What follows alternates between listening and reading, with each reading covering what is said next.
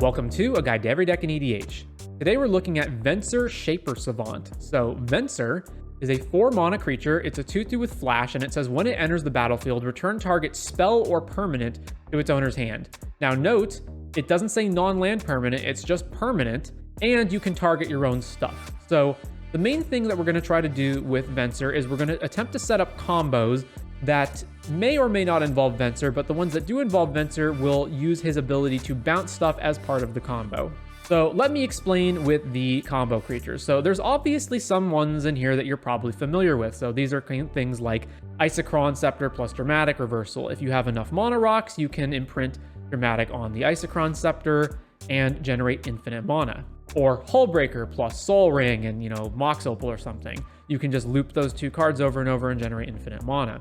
Now, the way that Venser enters into this equation is that if you have infinite mana, when Venser hits the board, it can bounce itself. Then you can play it, and it enters and triggers and bounces itself. And you can do this infinite times. And then you have an infinite storm count, which means you can either, if you have Altar of the Brood in play, mill out all of your opponents, or you can Brain Freeze and then make infinite Brain Freezes and mill out your opponents. There are also other combos that you can do. So let's say you don't have one of those, but you still have one of those infinite mana combos. If you can double Venser's trigger with cards like Naban or Roaming Throne, that means Venser can both bounce itself and something else, which means if you have infinite mana, Venser will bounce itself and it will bounce one of your opponent's permanents. And then you will do this again. You will cast Venser, he will bounce himself and one of your opponent's permanents, and you will bounce all of your opponent's permanents, including all of your opponent's lands, at which point you haven't actually won the game yet, but you've basically won the game.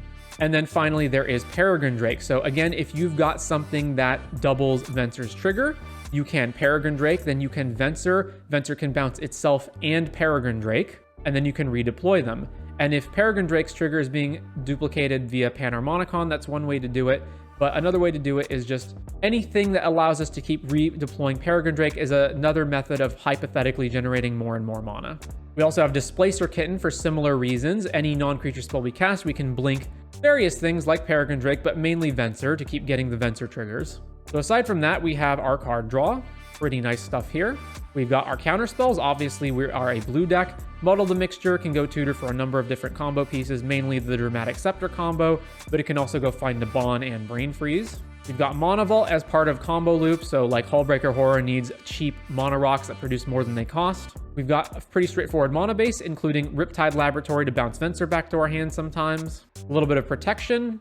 We do want to make sure that Venser, or just our combo in general, doesn't get countered or killed, with the best one being Teferi. So if we have, let's say, end of our opponent's turn, we flash Teferi out. If nobody answers it, we untap. None of our opponents can respond to what we're doing. We can just combo off then.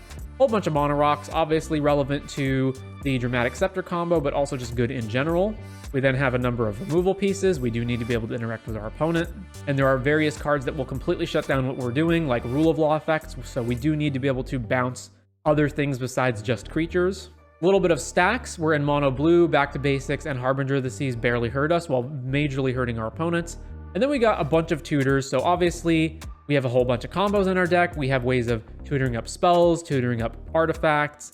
All of these cards can hopefully help us to get our combos, step through wizard cycles. So this can find Naban, for example. And yep, that is pretty much gonna do it. So with all that said, the main strategy of the deck is basically to play like Control, and then try to set up a situation where you are either slipping through a window where none of your opponents have interaction open, or you are trying to obtain protection like Teferi to make it so that your opponents can't interact with you, and then you execute your combo. And that is going to do it for Venser Shaper Savant in EDH.